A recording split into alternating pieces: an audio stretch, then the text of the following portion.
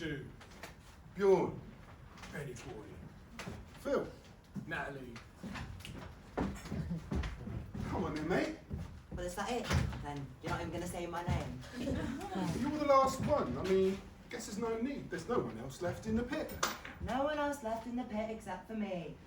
Besides, that's not the point. I thought me and you were buddies, Ash. You know, boys in the hood, day one gunners, original gangsters. There and sitting in the tree, K-I-S-S-I-G. First comes love, then comes marriage. Then comes your coffin in a horse-drawn carriage. If you don't shut up and get on with it. I think you're making this a lot harder than it needs to be, bro. Can we not talk about this later? Later, schmater, mashed potato. You drop a bomb and you leave a crater. And you still haven't said my name. Why can't you be less weird and more normal? If you don't want to play, don't play. That's easy for you to say, dipstick. Consider this friendship over. Why are you not doing like that, Ash? I thought you two were betting that's like Ant and Dec. Look, making him cry. Not crying, how am I crying? Quit being such a baby, Darren. It's just a game. Show some backbone, mate. Yeah, where's your Dunkirk spirit now, history boy? You know what? To hell with you lot. I'm done with this ceremony of humiliation. Oh, come on, Darren, it's not that deep. Someone's always going to get picked last. A fact of which I'm painfully aware of, but why does that particular person always have to be me? For Pete's sake, it's only a bloody game. Only a game. This is my entire life. And you know what they say, don't you, Darren? Life's not fair. That's just the way it is. And if life really is a game, well, it's the taking part that counts, isn't it? I'll take you apart in a minute, Ash.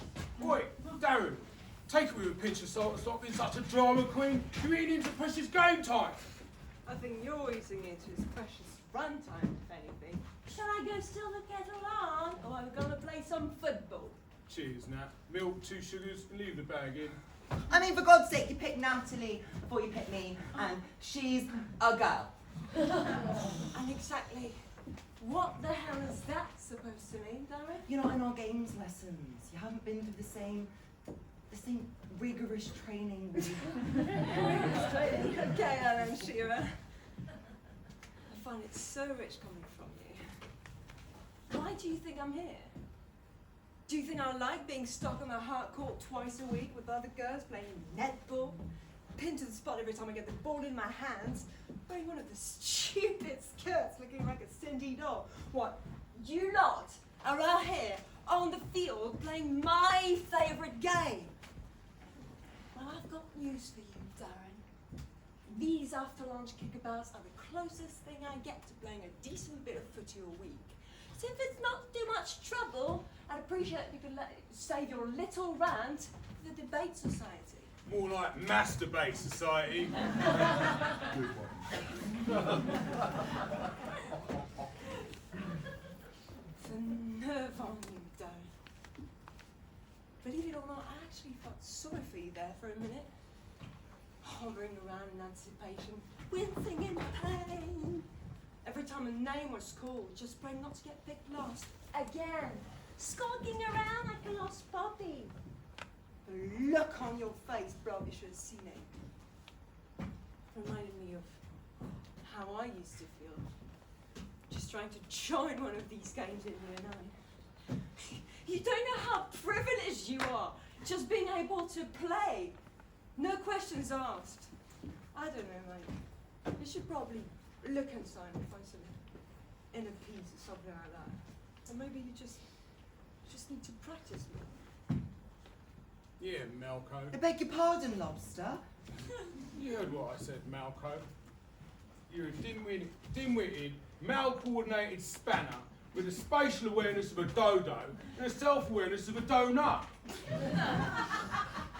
You wobble around the pitch like a jellyfish, always fumbling the ball, never knowing where your place is. That's right. You're lucky that we let you play at all, bruv. If you're up to me, you'd be on the subs bench for the entire match. Maybe there you'd learn a thing or two, how to keep your eye on the ball and your mouth shut. If it was up to me, he'd be playing hopscotch with the infants, and even then he'd probably trip over his own shoelaces, you daft muppet. More like a soft puppet. I'll beat 7 shades out of you, bruv. No word of a lie. By the time I'm finished with you, mate, you'll be chatting. So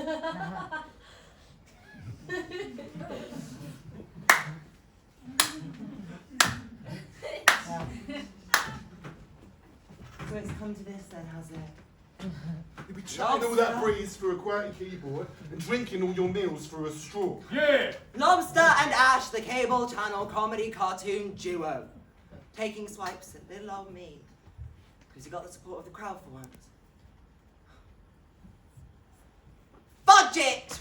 So what if I am an awkward, short-sighted tool with 2 left feet? What if you're right? And no one wants me on their team because I'll severely hamper their chances of a glorious victory. Maybe I am more comfortable in Mr. Martin's history class than I am on this pitch. But the thing is, Lobster, the reason you don't get picked last for everything all the time is because you're a barbaric bully. You throw your weight around like you own the place, threatening everyone with violence on a daily basis. You hard tackle players on the pitch to get a good dumping whenever you can. Watch it, Malco. You don't get as much as an honest word out of anyone about anything ever. Because you've got us all shook. I'm pretty sure everyone here thinks you're a turd muncher as much as I do. They just keep it to themselves for fear of wrathful retribution. Watch it, Darren. I ate pieces of shit like you for breakfast. No wonder your breath smells so bad then. Oh. You should really consider seeing a nutritionist about that.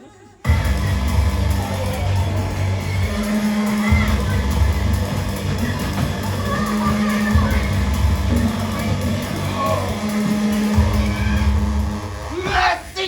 Mercy! God, Dazzler, I knew you had it in you. Shut it, you. I'll tell you what, Darren, how about this? In honour of your bravery and courage in the face of such adversity, you get to be the honorary captain of my team. How does that sound? What? Really? Yeah, really? You want me to be the captain of your team?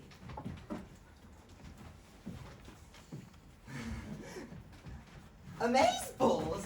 Right, come on then, look lively, we haven't got all day. Yes, it! And it's gone. That ball last week. It was a good kick though, wasn't it? Look how high it went. I've never kicked a ball that high before. There's lots of things you've not done before, Darren. Lots of things.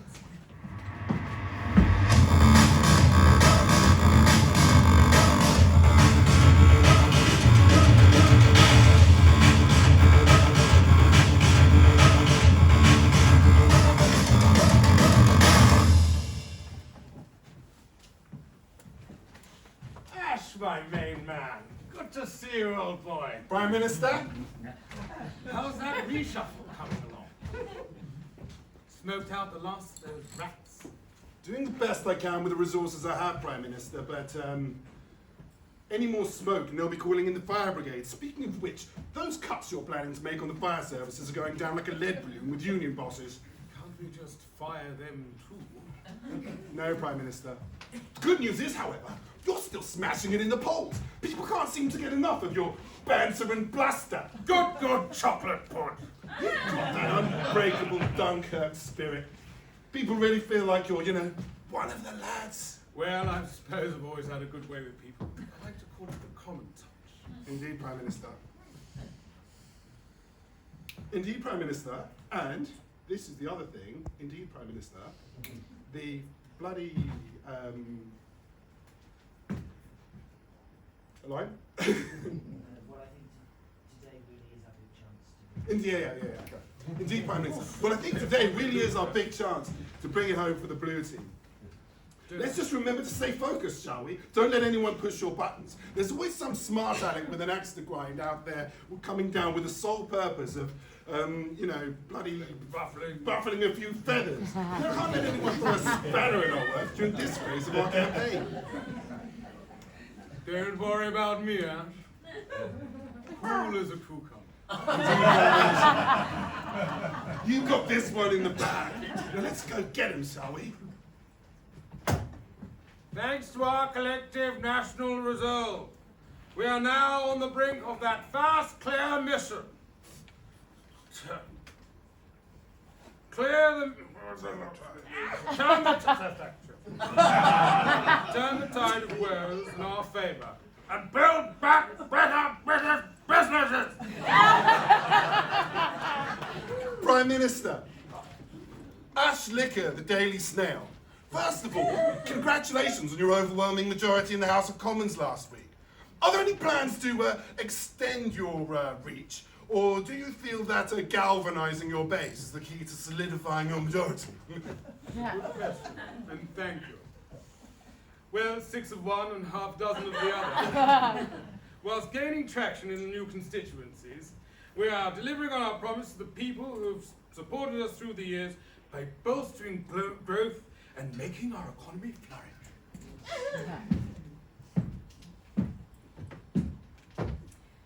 Natto knows the codependent. Will the Prime Minister care to comment on pay rises for nurses and NHS health workers, as promised by your party in its original manifesto? Not only has pay not increased, but failed to keep up with inflation. This party has sunk £3 billion into the NHS, NHS Associated Partners. That's a 24% rise on previous efforts. With costs of living through the roof and public services in crisis, all your party seems to be interested in is making further cuts across the board whilst forging deals with private companies that have no proven track record and, more worrying still, are nepotistically connected to members of your party. Yourself included. With that in mind, Mr. Prime Minister, what exactly are you doing to root out corruption in your own party? Well, everybody likes a good party, Netta.